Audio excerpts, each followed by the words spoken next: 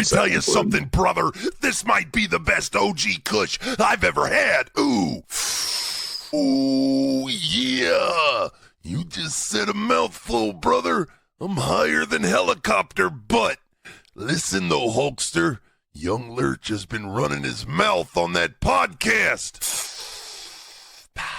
Blaze the Bingo Hall podcast needs to show some respect to the veterans, brother. I say we run in there and show Younglurch and his guest just exactly who the OGs of this game are, What you gonna do, Blaze the Bingo Hall podcast, when the Macho Man and the Hulkster run wild on you? Ooh, yeah. Give me like 10 minutes, though, because I'm really, really stoned. Oh, yeah. Welcome in. We're here for another special episode of Blaze the Bingo Hall. I am your host with the most, Younglurch. Today we have a very special guest, Mr. PJ Polacco. He is a former WWF, WWE star. Some of you may know him as ECW World Heavyweight Champion, two-time ECW Tag Team Champion, 8-time WWF, WWE Hardcore Champion. He's ECW Living Legend Justin Credible. Welcome in, PJ. What's going on, my friend? How are you? I'm doing good, man. I appreciate you for stopping by the Bingo Hall today and blazing it with your boy Younglurch. We're going to talk about a variety of topics from wrestling, your career, some controversies that are surrounding you currently. But yeah, man, let's go ahead and dive right into it. Sure. Justin, I hope you're doing well.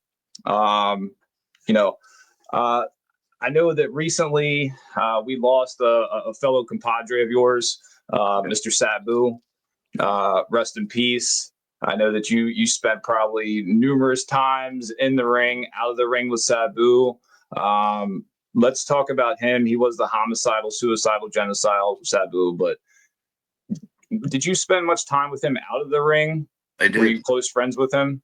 I did. I remember one of the more memorable ones. We spent a lot of time in ECW, obviously, but one of the more memorable ones were it was SummerSlam 2006, and it was at the TD Bank Gardens in Boston, and it was a Sunday show, and he had to wrestle the Big Show. I don't know if you remember that feud that he had with the Big Show. This was like new ECW era then. We were right. Correct. And I was part of it. I was signed to a contract. We both were.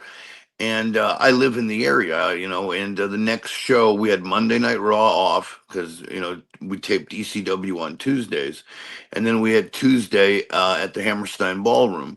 So I'm like, hey, Sabu, I'll come to, I'll do SummerSlam and then come and stay at my house Monday. We have all day Monday. It was summertime, get a tan, go to the lake, hang out, whatever. So, that day, after SummerSlam, he came to my home, slept in my home. We hung out and barbecue and stuff. That's the kind of people we were, man. It was, he was family, he loved dogs and he fell in love. I had a dog named Chewie. He looked like Chewbacca from Star Wars. And he fell in love with him. And anytime I saw Sabu, he always asked me about the dog. So, he was just a great soul. Great dude, man, and very misunderstood, unfortunately. Yeah, it seems like the impression that I get from him is that once he let you in and you got to know him, you were like golden from there on. It's just but you had to get into that inner circle to get that to know that side of Sabu is what I would get out of it. I'm gonna pull this picture up and show you just a little you guys in the ring here, a little throwback. Do you remember where that was at? It was probably looks a little bit maybe. I know exactly where that was. Okay. Anarchy Rules, Chicago, 1999. Okay. I wasn't sure if that was in the thick of ECW or if that was maybe like a reunion type thing or something. Okay. And it was actually the culmination of a big feud. And I had to put Sabu over because Sabu, like his uncle, God rest his soul, the Sheik, didn't like to do jobs. And Sabu was very much of that mentality. So literally we had to go all across the country at house shows where I put Sabu over every night in exchange for getting the big win on pay-per-view, which Sabu did put me over that night. 1, 2, 3. So that was very special for me. That's funny you brought that up because I know Dark Side of the Ring Yes. just aired last Yeah. night. I didn't get a Yeah. chance to watch it, but everybody, I've seen some clips and some people were Sure. really heavily talking about how, like you said, the Sheik didn't like to do jobs. So Right. yeah, that I mean, definitely, but at the same extent, I you mean, had to protect yourself back then. you have to, And he because had territory. I never protected myself, and I had the beauty of Paul Heyman in ECW, where Paul really needed young guys with talent. I was 23 years old. Mm. I'd already been to WWE as Aldo, so I was one of the guys that going into pay-per-view era for ECW had TV experience. So Paul really kind of didn't need anybody, but really could use somebody that had a little bit of experience, because a lot of his guys did not. But that being said, I never took care of that of myself. I was always like, "Yep, I'll do the job. I'll do the job." I never asked questions, and that was a detriment to my career because I was so open to, this is a work. It's almost like you're an actor. And you're doing a role for a movie, but if you don't take care of yourself in some Nobody else shape, is. nobody else will, and then you lose. Then you become that perennial loser, and it's very hard to come out of that. Yeah. Yeah. I totally understand what And you're saying. in a fake business, it becomes Yeah. very real sometimes. Like you said, you had the track record and experience, so you're just looking at like, hey, this is a job. I'll do whatever you need me to do Correct. because I don't Correct. want to disrupt the system. But at the same time, it's like there is a part where you have to go into You have, business. Well, not business for yourself, but you have to you have go. to speak Yeah, up at yeah, least. yeah. Go You to have to look bat for out for your best yourself. interest. Yeah, Correct. yeah, Yes. because you're just going to get chewed up and spit Yep. out, And basically. nobody else will. That's the whole thing. And I was so uncomfortable with that because I was not a mark. I just wanted to put on, as long as I put on the best match I could, the outcome to me didn't matter because I knew that, Did your job. I'd continue to get work, but it's also the kind of work you get and how far is your career willing to Type you go. And get I was typecasted. correct. Yes, sir. Yeah. Yes, sir. Very good. Yep. Yeah, so just to touch back on Sabu, I want to just put this out there that I think it's real shitty how the media has picked up his passing and they're trying to Sure. use things like kratom as like a Yeah. whatever scapegoat to say that's what it contributed to it. And here's the thing, like I've spent 6 years in the medical cannabis industry. I am familiar, so to say, with Oh kratom. my. I've never I am taken it. too. Yep. But I know what it does. It targets the opioid receptors in your brain. It helps people get off of hard pills and drugs and things like that. Right. So that's something that Sabu was taking for a while, and it's A not long like time. yeah, Yeah.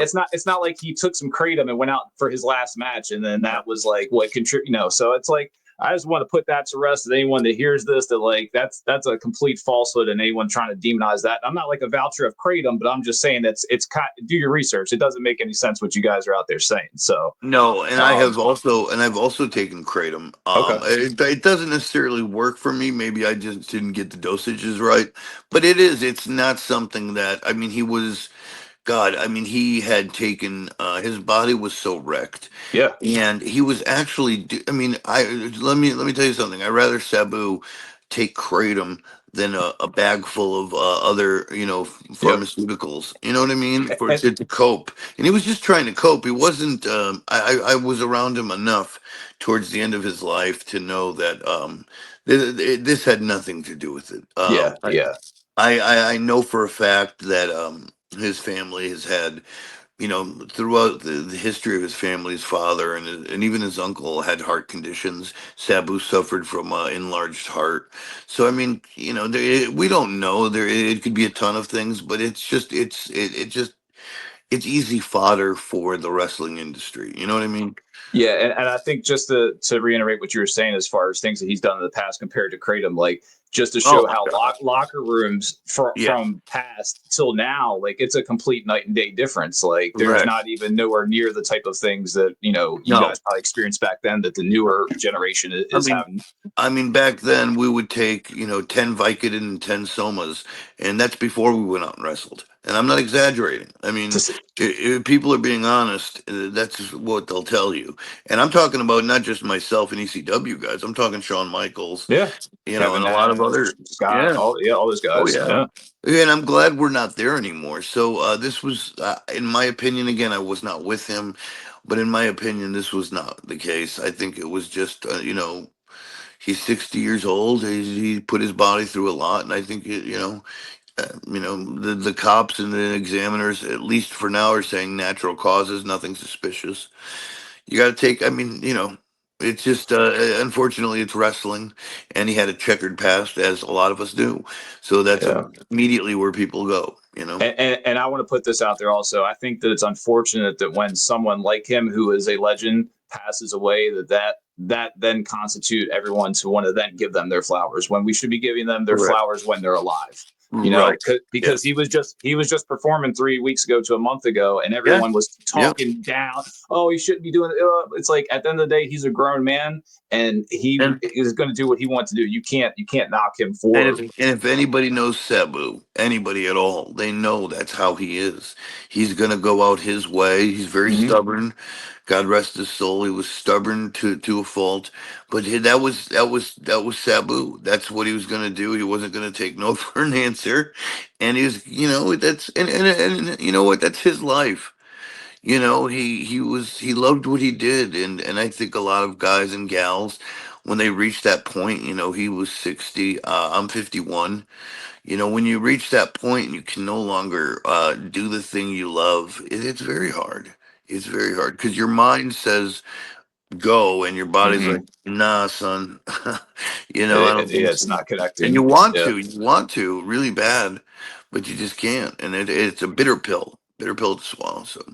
Do you think that there was maybe a part of Sabu, like some, many other wrestlers, that maybe wanted to go out in the ring? Do you think that would ever probably No, cross his mind? Do you think no, that has no. something like that ever crossed your mind? Because I know I've heard wrestlers No. say that Oh no, in the no. press. Yeah, that. Oh hell no. No, no. Okay. I have a wife and three beautiful children that are, very successful in the world. My youngest graduates high school in a month and is going off to college. No, Okay. I have a ton to live for.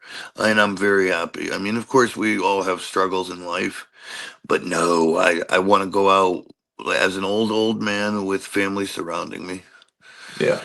Not like that. Nah, Yeah. I'm not that much of a mark for the business. I love the business, but I'm all about my family. Okay. Um. So I just also want to say, like, just to touch on that, like, I think that the Joey Janela and Brett Lauderdale heat that they're getting is also bullshit. I talked to Um. Brett about this a Yeah. couple of days ago. Actually, we spoke via text message, and I think it's ridiculous because It is. nobody's going to tell Sabu what to do. Brett's a great guy. He's a very very smart guy. I love him. I love JCW. Oh, I mean, Uh, you know, I think I think they're the ECW of today. Hmm. That being said, nobody's telling Sabu what to do. And even if Brett wanted Sabu to do something, Sabu, again, this is whatever Sabu wanted to do, he did. Yeah. All Brett could do is book the match and realistically just Hope for the best, right? hope for the best. Really, because I've been around Sabu. He's not easy to. I mean, Yeah, I, great human, but when it comes time to do business, he's Sabu, and he's he's gonna do it gonna his way. or what he feels is right. I mean, he'll Yeah. work with you. Don't get me wrong. I don't mean that in a negative way, but No, no, the promoter's not gonna con him into doing something he doesn't want to do. If he did it, nobody's getting over on him. right, Yeah. correct. If he did it, it was a Sabu deal. So no, I think it's very unwarranted. And Brett told me he was upset that people were saying things. Um, I know Joey is as well because I know uh, how much he meant to Joey, and it's like I yeah, said, it's fucked up to even yeah, you and know. Joey's a great guy too. I've known Joey since he was a kid. It's a funny story, and a lot of people don't know this. Joey told this story actually before, but when he was 15 years old, I was living a couple blocks away from him in New Jersey. My mother-in-law knew his mother, my wife's mom, Mm. and I was in ECW, and a 15-year-old Joey Janela shows up to my doorstep at my mom-in-law's house, like saying he's a huge fan and that he wants to get into wrestling. And of course, I'm like, yeah, yeah, okay, kid. And ends up being the infamous one and That's only. That's crazy. And there's a picture out there of us too. I think he's posted it, which is funny. But again, point being of the story, it's a great story. But point being, I love Joey, and I think his heart is in the right place. I think he's a good man, and and again, I don't know why we talk or we continue to talk. I'm not us, you and I, talking about the internet wrestling, community, as they say today. I think it's irresponsible for them to even mention Sabu and in GCW in the last match, in the same vein, because I think they're two completely separate instances. I really do, honestly. And I don't know. That's just me, but Did you get a chance to catch his last match with Joey? I saw a lot of it. I saw bits and pieces. I saw the bumps he took, but that's just again. I saw nothing out of the ordinary. I saw Sabu being Sabu. I saw Sabu probably, not knowing if he wanted to go out, still in his street gear, not in his wrestling gear. Yeah. I saw, that Sabu. I saw like a very conflicted Sabu, just being, difficult to deal with. And that's I'm saying that out of love. I just know Sabu is probably like, oh fuck it, I'm not going out there. And then all of a sudden, because I heard there was controversy whether he was going to show up or not. And I heard that. Also heard, I think I heard this morning. I think that there was a backup plan in place for Tremont to, I guess, to go out there in case Sabu didn't. That's show. what you hear, and that was again that was also a very famous chic money grab. Yeah. The old Carney. Well, I'm might in the show car. Yeah. I need 500. I need 500 PayPal right now. Yeah. But it's whatever. I'm not here to judge. I don't know if that's the case. I really don't know, dude. I know nothing. I know as much as you guys do, or you guys probably know more. But I'll just put up there RIP to that man Sabu. Point up to the sky for him. That's all we can do, man. Hell yeah.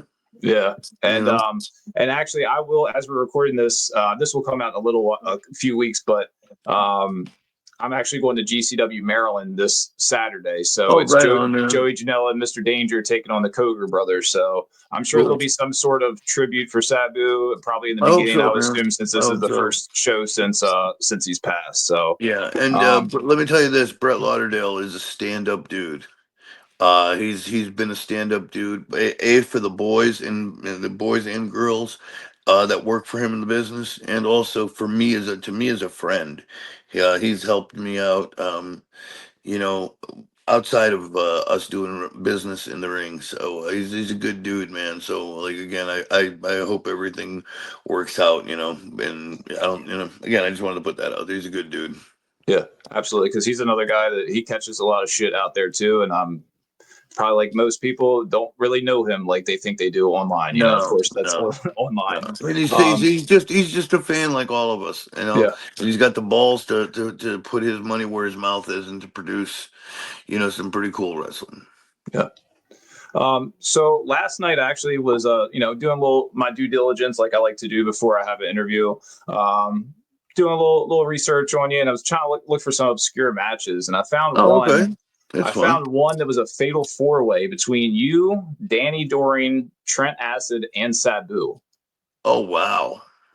It was. I don't have the name of the promotion, but it was at the arena.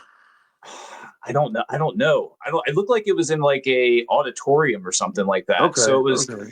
So Danny, it looked like it was probably maybe right before Danny went to New ECW or came out of New ECW. Okay. But one of the highlights of that, it was maybe a 12-minute match, and Sabu took 2 bumps onto the table, and the table did not break either time. Of course not. Why would it? And I think he wound up hitting his head at one point. So, but it seemed like most of that match, you and Trent Acid seemed to be locking up. Do you have any memories of Trent Acid? Were you close with him at all? Yes, I was. I was. I mean, as close as you can get. He was such a nice guy. I never knew him like that, but anytime we were on shows together, for example, we would take the entire day to talk, and A, about the match, but B, just to kind of, we were similar souls. I think we'd both struggled with drug addiction and stuff like that, and again, I'm not trying to, I hate to make that as part of my No, identity, that's like all public my knowledge. identity, but it's, but I mean, the thing is, and I will say this carefully, it's more people than you think are doing it and going through it. Unfortunately, it just became an identity for me because I was honest about it, Yeah. because I'm certainly, you know what I mean? I just feel like I kind of took a bullet, but anyways, but I digress. Trent was a great guy. Loved talking to him. A Highly lot of charisma. intelligent. Oh, so much charisma and a great person. More than anything, I mean, great worker, hell of a talent, but a great human being, man. Unfortunately, and he had a hard life, dude. I mean, he didn't have any family at all, really. I mean, moms, dads, cousins. I've been blessed to have a wonderful family, wonderful support system. And he didn't. He would often be living out of a car or living out of some Mark's basement. Just whatever he Yeah. could, and he deserved so much more than that. He was such a good guy, and just could never catch that Yeah. whether it was his fault or the business, whatever it was, could just never catch that break. But a wonderful soul, and I really enjoyed my time with him, man. He's the kind of guy you just want to give a hug to, Yeah. He's one of the and guys that I oh, kind of missed the boat on, like when he was at, I guess, his peak. I was a little bit too young. sure, yeah, But yeah. like looking back at his stuff now, like just like I said that So match last night, innovative, I'm right? like Yeah, big yeah. charisma as he's walking out there. You can just feel it. Good looking kid Yes, too. Good yes, looking kid, yes. good In body. in today's fashion, as far as what's out there, he would be Sure. top Yeah. guy. AEW, he would fit right Oh, in, oh, for sure, for because sure. he's got that physique, and again, he was just he had talent, he could work, Yeah. and he knew how to the promos, everything. So yeah, it was just you know, too little, too late, unfortunately, man. It's So, sad. so with GCW, you wrestled as recently as last year at Joey Janela's Clusterfuck for 2024. Yeah. Yep. Do you have any thoughts on like that match? I mean, that's a crazy match. It's a battle royal. Do No, you like battle royals? Do you prefer no, them? Not like them? I know a lot of wrestlers do not like them for I guess yeah. I don't like them at all because it is just it's exactly what it sounds like. clusterfuck. Yeah, you can't. I go in it as okay. Get your Um, shit I'm over. I'm in GCW. They're a hot promotion. I'm an older guy. Just do what you can to get over, right? Yeah, Whatever gimmicky, like I mean, I can go out there and perform and put on a good 5 minutes, but is that going to get me over? What is going to, And I just try to find my little niche in that little window to get over, whatever that may yeah. be, and that's what I tried to do, and I'm blessed, dude. Anytime I do anything for GCW, again, I'm not ready to wrestle at a pace of a GCW. If given time, perhaps, but so those little nuggets that they give me are very cool, and I'm very grateful. So when you have a match like that, who reaches out to you? Is that Joey reaching out to you for that since it's his event? No, Like it's it's his Brett. okay, It's it's Brett Brett. one. Yeah, Okay. yeah. I have a very good relationship with him, man. He's a really good dude. Like he was one of the first to call me and tell me what happened with Sabu. So yeah, Um we have a very good. He's super kind. He's helped me like inside and outside the ring. He's a very good dude. okay. So you're also primarily known as an East Coast wrestler. Did you Yes, ever which is spend much weird. time on the West Coast wrestling at all? Not on the indie scene. The whole thing is, I Of course, when never. you were with WWE and stuff, Well, I right? was Yeah. I was with WWE from '94 to '97, and then ECW to 2001, '97 to 2001 until from '97 to close. And then I went right back to WWE for the X Factor era, Hmm. and all that stuff to 2003, 2004. Then I had a year off, and then I went back for the fake ECW 2006, 2007. So I was mainly a WWE guy one way or another. I did some TNA and stuff, but no, I never got really hooked up in the indie scene. Especially in the West Coast, Yeah. because just it's much in the East Coast. Like I live in Connecticut, you have New York, you have New Jersey, Everything's you right have there. Yeah. Philadelphia, you have all the Pennsylvania territories, Baltimore. Where I'm Everything's from. right here. Yeah, Yeah, so So, I was just thinking that right before we hopped on because I was oh trying to yeah. try to spitball some more questions. I'm like, I don't really remember you being much on the West Coast, and like you said, it's because No, yeah. I'd So I love was to. I'd love yeah, to, yeah, because I love West Coast wrestling and I love the West Coast. Who doesn't? yeah. But unfortunately, no, not much. So I know you did enhancement work back in like 1992, and you wrestled Vader. You also wrestled the Nasty Boys, and that was under Yep, PJ Walker. yep. In So WCW, yeah. they brought you into WWF in '94. Do you think so? What I've seen, do you believe this is what I'm going to ask? But because of your Portuguese descent, do you think that that was one of the main reasons why they brought you in because you could Oh appeal yeah. to that market and you were? Are you fluent in Portuguese? Oh, 100%. Yeah. Okay. I'm full Portuguese. My mom and dad, I mean, they speak decent enough English, but yeah, it's when I communicate to them, I speak full Portuguese. So yes, I'm Okay. 100%. And here's the story. I was doing jobs for WWE. I was a good jobber, good at, it was like me, Scott Taylor, if you remember Scotty Too Yeah. Hotty? Sky Too Hotty. He was doing a lot of jobs around that time. Yep. Me, him, Tony Tell me what DeVito. parties were in that around that time Yep. too, right? Okay. Yep. Matt and Jeff, Tony DeVito as well, one of the Baldies. We were all friends and we were all doing jobs. And I live like 40 minutes from Stamford. And in '94, they needed somebody to come down and work with Undertaker and Brian Lee. They Mm. didn't have a performance center, so they set up a ring at the studios, in the warehouse, whatever. So we worked down there for a week, me, Take, and Brian Lee, to get the fake Undertaker gimmick. Remember that? Yep. And I was just a bump dummy, to keep it real. I was a bump dummy. And the last day of that, we did a full dress rehearsal with Brian Lee in the full Taker garb, makeup, everything. And I was going to work with him on Monday Night Raw, so we ran through as if it was real with Vince and company, Pat Patterson, who was running the show, booking and stuff, and Bruce Hmm. Pritchard, etc. So we go through it, and it went well, went fine, no problems. And during the thing when we're all kind of just chilling out, just talking, shooting shit, you know, Pat comes up to me and he asks me, he goes, "Hey kid, who trained you?" I said, "Oh, the Hart brothers." He goes, "Hey Vince, this guy's trained by the Harts." I'm like, "Okay, cool." I'm kind of getting over. And he goes, "What nationality are you?" I said, "I'm Portuguese." He goes, "Oh shit, hey Vince, this kid's Portuguese." Last time, do you speak it? Yes, sir, I do. Vince, this kid fucking speaks Portuguese. Whole time they were looking for a Portuguese wrestler.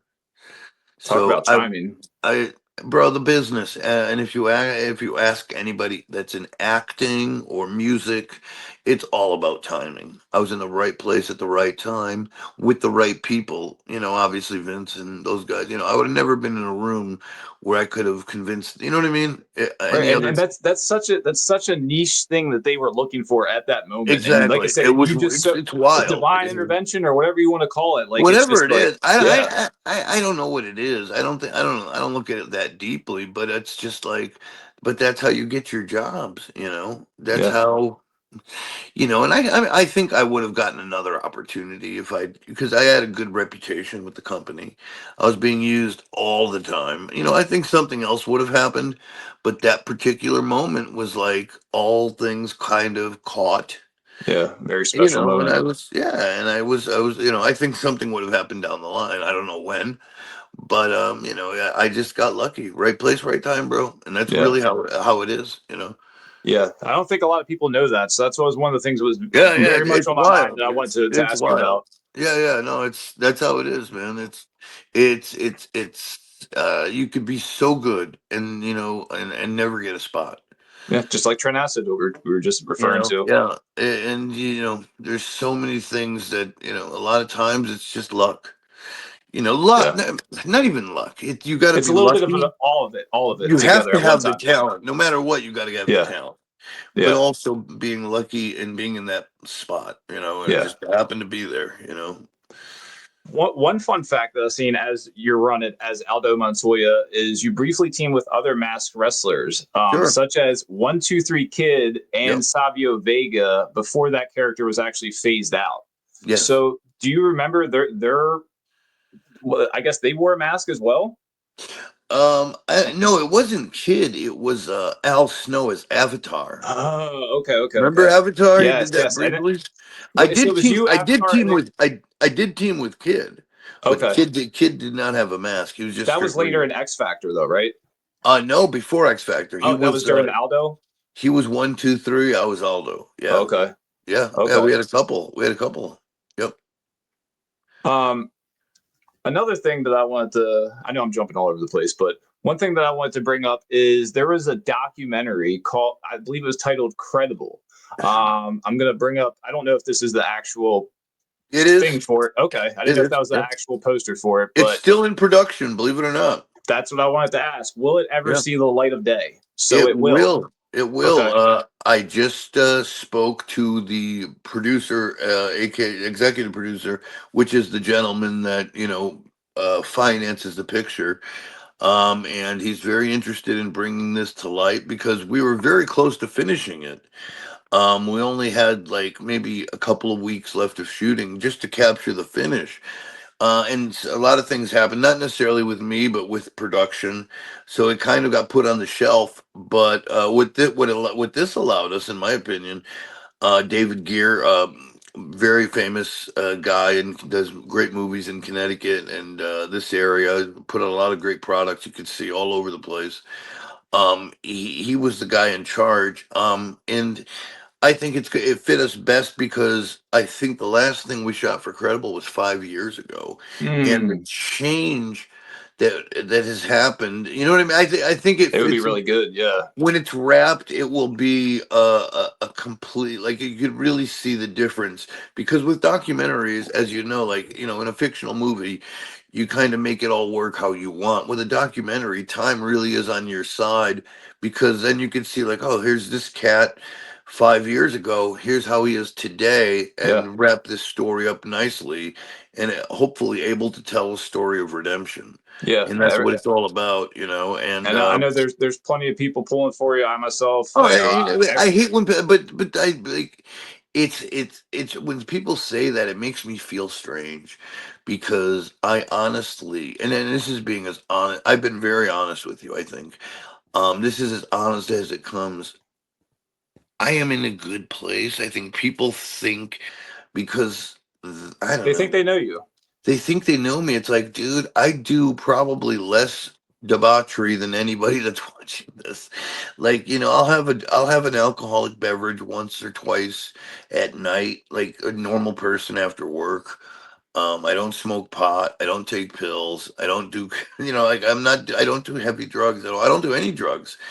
So it's like I think people have this idea that I'm this wild man when in reality I'm just a very boring, almost normal person. But again, that's not for me to say. That's for the people. But a lot of times, you know, it's just weird when they say that. You know, like oh, we're I got pulling you. for it. It's like pulling for what, dude? I'm doing fantastic. I mean, yeah, Well, financially, when I said but no, that, you I know what I just mean. Like, yeah, yeah, financially, I would love to. Like, I don't have any money right. but that doesn't mean I am in a place of, You know what I mean? It's Well, like that's two different what I things. meant by that, just to No, clarify, is I when we're know, I talking know, about the I know, I know. documentary with the redemption, I'm just saying, as far as the redemption, like that's what I would want to see. Is I if hopefully it's right. I redemption, hopefully yeah, we could capture that. Hopefully we yeah, could capture that. In a good way, because I think it's a fun story. It's a good story, and what it really shows is the best way I could say this, and it's kind of an uncomfortable place, but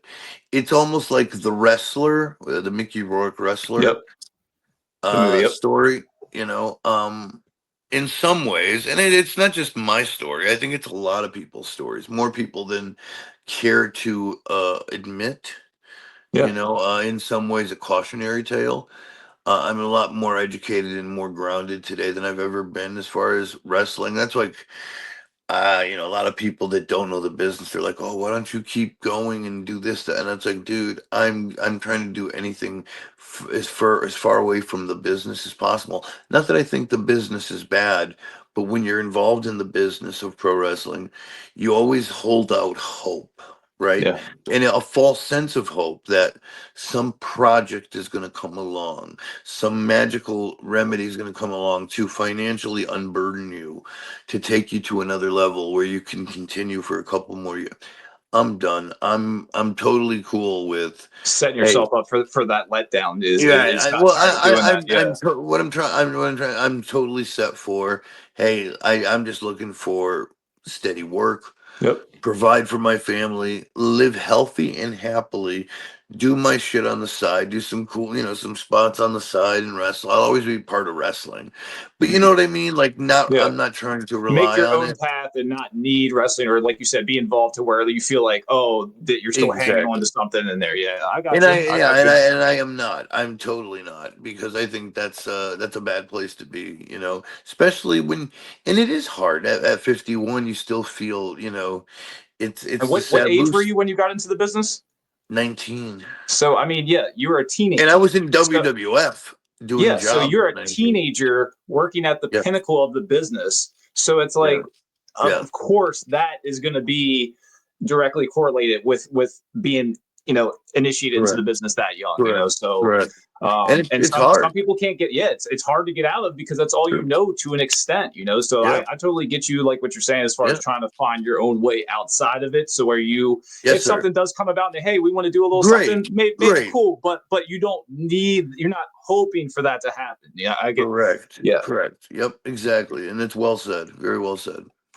I wanted to touch on this as well, as far as some of your past coworkers and wrestlers that are out there that also do content. What are your thoughts on former coworkers that are using your personal struggles as topics of conversations on their podcast? For example, like Cafe de Rene, which is Rene Dupree's Don't podcast. even He know had him. you Don't don't even even know him. you don't Don't even even know know him. him. Nope. Okay. Never Um, met him. and well, he had he I don't recently. even want to know. It's just I don't want to Okay. get upset. Just tell Okay. me what you need to. I got you. I I just was get just heated.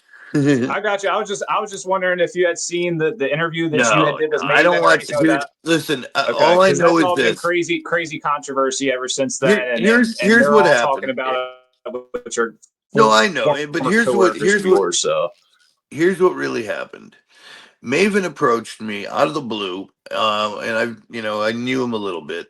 He offered me $1,200 to do an interview, and I'm like, okay, shoot interview style thing. I'm like, okay, and as the interview is going along, I realize I'm getting completely. That's why you paid me $1,200, getting uh, worked over. Yeah. because I'm getting hammered here, and you know what? A lot of it is complete hearsay. A lot of it is complete sensationalism. Some things were correct, and I it was very.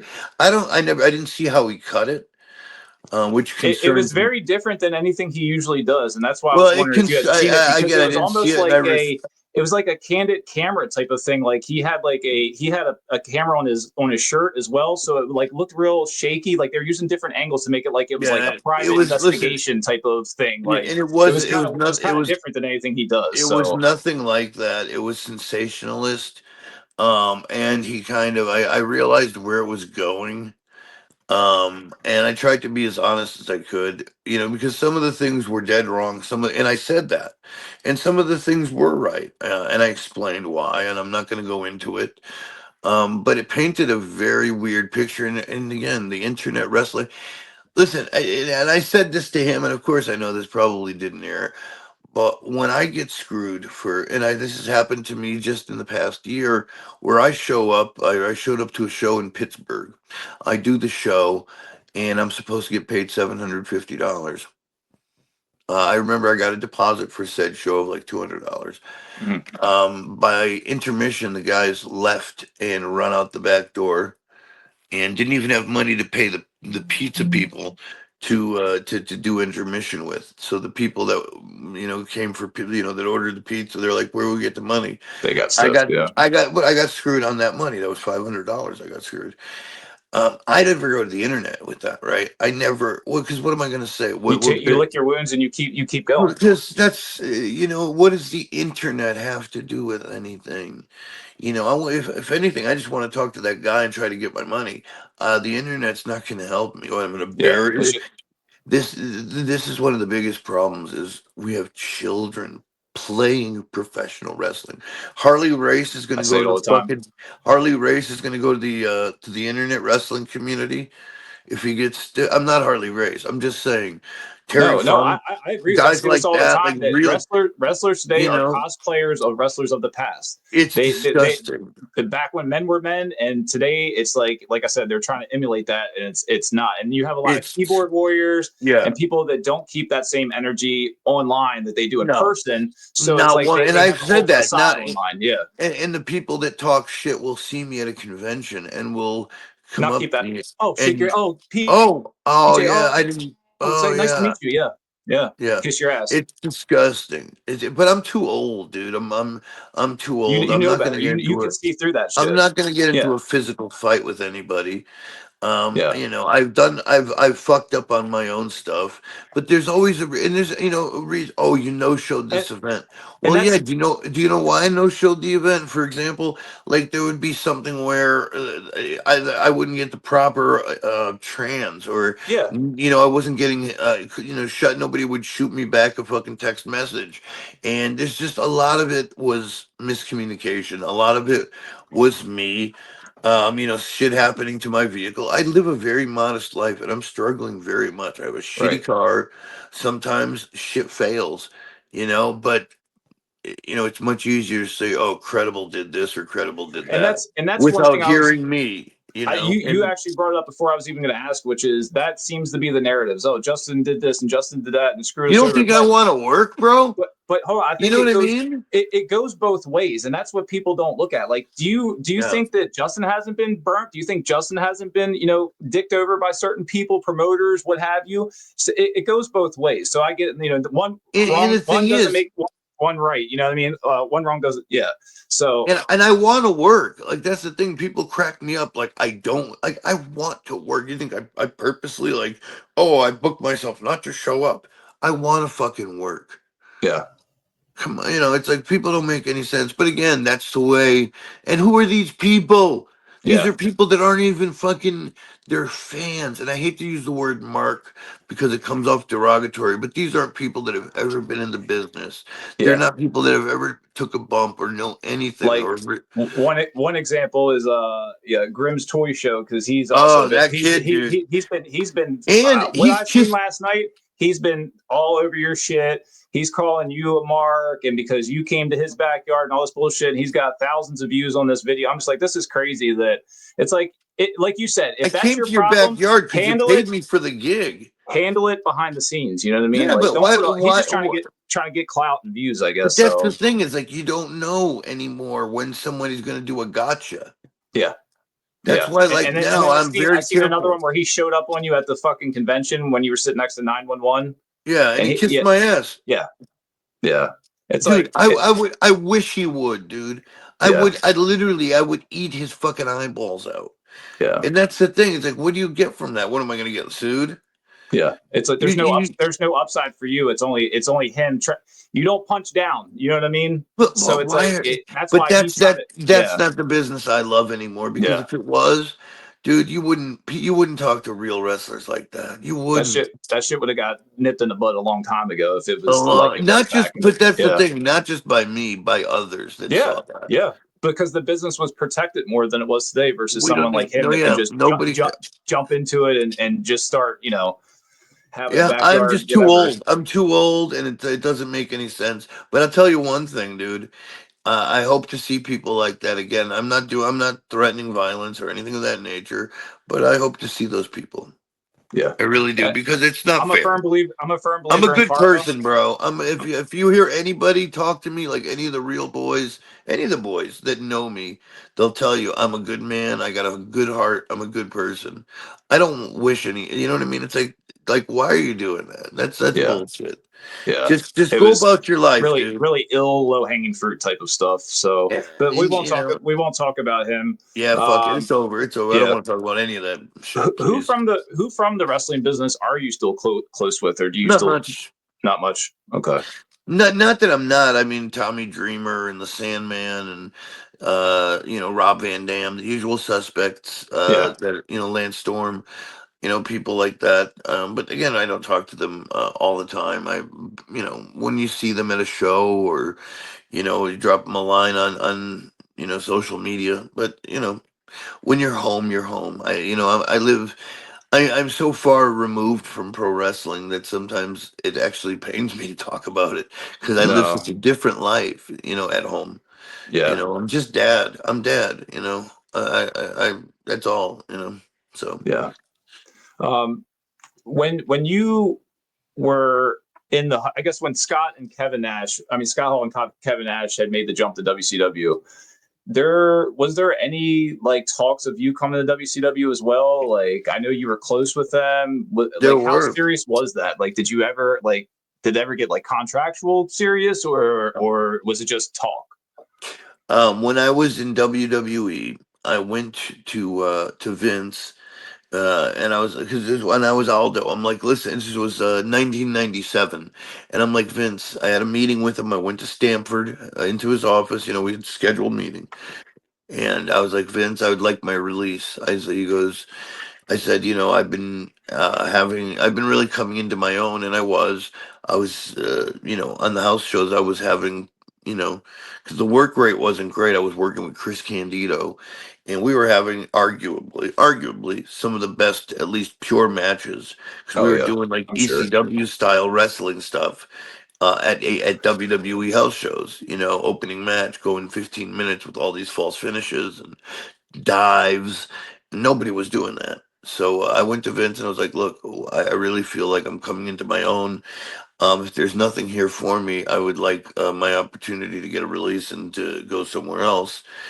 And Kevin and Scott had just signed, and they were like, listen, we can get you a job down here, get your release. And Vince knew that. And Vince said, well, I can't, I can't. The perception is I can't have another one of my guys go over there. What I can do for you is you have a year left. Go to Memphis. I'll go down there for 6 weeks to 2 months, and learn to work as a heel. Mm. And we'll bring you back up as a heel character. So I said, okay, fine. I went down to Memphis, and I learned to work as a heel. And the time I was in Memphis, ECW was down there with Paul Heyman and Chris Candido, who Candido at the time was very involved in booking and booking storylines. And him and Paul saw me down there, and they were doing an angle with Sabu, Van Dam, and Jerry Lawler. And anyways, Heyman saw me. Talks started, and Heyman got my contract, instead of released, signed over to him from WWE, as per all of us agreeing. And I started, in ECW in '97, middle of '97, and that's how Justin Credible started. It's crazy how Yeah. that comes like Again, one timing, little timing. move in a different direction. You could have been in WCW, or Yeah. who knows what could have happened. So Again, wild to just think about this. what we talked about earlier, Yeah, timing. You yeah, know. yeah. So yeah, 100%. So I found this kind of on a deep dive, and I guess you can confirm whether it's true or not. But there was a story from back in the day, I would presume, that you and Scott Hall were, partying at a hotel. I would assume, and Scott was going crazy, running through the hotel room to where you couldn't get him to calm down, and you had to pull out a fire extinguisher to spray him to get him to calm down, and you both eventually fell asleep in like the fire retardant spray everywhere in the room. I love that story, but that's not true. That's not true. Okay, so not for me. It's probably something that maybe was fabricated. Yeah, it wasn't. I read this and like clipped it and put it into my little format here. So I would love to say, ask you about it. From now on, I'm going to say sounds like a good story, right? Don't let the truth get in the way of a good story. I would love to, but it was not me for real. Okay, but I might use that one. Yeah, that's what I think Dutch Mantel says, that don't let the truth get in the way of a good story. Exactly. Yeah, that's pretty wild though. I wanted to ask you, are you familiar so you obviously know Tammy Lynn Stitch. Were you close with her in Candino? Because you mentioned that you worked a lot with Candino. Okay. Yeah. I guess you know what her situation is right now. I do. Yeah, unfortunate. Yeah, it's sad that she's, like I said, in prison. She's in prison right now, and 17 years. Yeah, not only one person lost her life, but basically she lost her life too, because I think that she's not even eligible to get out if she serves the whole 17 until she'll be 70 years old. So it's unfortunate. I'm sure when you see a friend that probably you look at them in a different light, I would say back in the day, like she was the top, and it's like now, like how it's sad. But also you returned to WWF in 2001. And that was with XPac during the X Factor days. Do you feel like that aligned with you, or you just were like, "Hey, ECW went out of business, and this is a job, so I'm down with whatever angle they want to put me in"? I felt it did align. I thought Pac and I were a great team. We could have been a great tag team, because we were both similar. In that way. I thought we would have been, especially the way tag team wrestling was at that moment. It was the Dudleys, it was the Hardys, Edge and Christian, etc. I thought we would have felt perfect. You know what I mean? Mm-hmm. Into that, bumping heel tag team. You know what I mean? Oh, I'm sorry, I can't. You're good. But I thought we would have been a great bumping heel tag team. You know what I mean? Especially with Pac being such a heel and such a cocky, annoying guy. And me being me. I thought we could have done some great stuff. I really do. Yeah, I think that's like one of the factions, so to say, that I guess with the community of wrestling, that they're always like, they hold it near and dear, and they're like, they always wish that it would have been bigger than it was, but it was just such a brief time when you think about it, but people always remember it. So what the thing is, we would have done more, and we were supposed to win the tag titles, but then the invasion happened. Yep. And when the invasion, so that's when you went back to align with the ECW guys. Yeah. And that's unfortunately what happened, was the invasion happened. Typecast it again.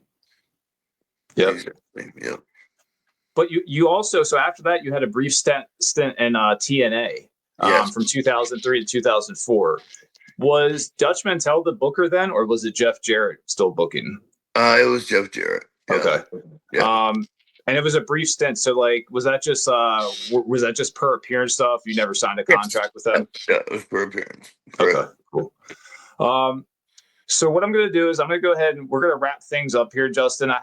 This is called the 7 Wrestlers Theory. I don't know if you've seen it circling around lately. It's actually Chris Van Vliet's thing, I guess. I stole it right from him. I could care less. But it's basically just kind of like a rapid fire thing. So just tell me the first thing that comes to your mind, or wrestler, when I ask you these questions, okay? Sure. The one that made you fall in love with wrestling? Ric Flair. Okay. I know you don't watch much wrestling, but your newest favorite wrestler? Oh my God. Is there anybody in like AEW that stands out to you? Because I know you mentioned AEW earlier. Not really. Yeah. Oh my God. Jesus. Oh my God. Let's just say Will Ospreay. Okay. The one that makes you smile? R-Truth. Okay, that's a good one. Your comfort wrestler. Ricky Steamboat. Ricky Steamboat. That's a good one. Some might say the greatest babyface of all time. Yes, sir. The one that you miss the most. Roddy Piper. I would say they don't have to be past. It just could be, as far as like they're not wrestling. Roddy Piper. Okay, that's a good one. The one that you'd protect with your whole life.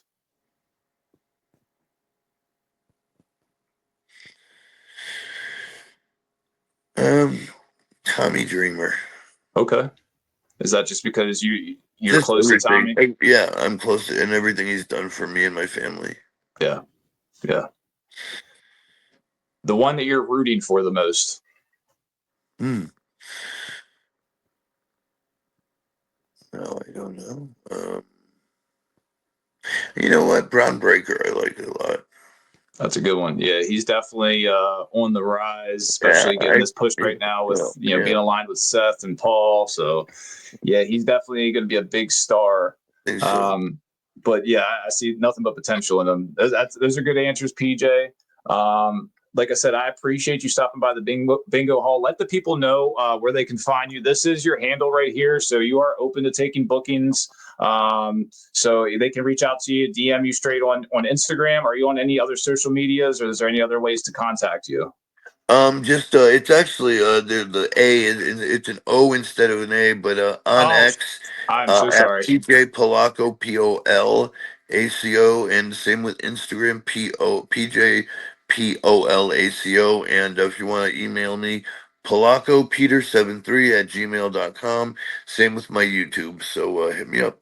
Yep. And when this drops, I'll make sure to tag you on all the correct socials. That's an O no in there. It was 2 a.m. when I was putting this background together. So don't worry, buddy. Other than that, like I said, I appreciate you for stopping by. Great time, and you guys man. enjoy this podcast. Yeah, man. I thank you for coming by. And you guys enjoy this and like, subscribe, and share it. See ya.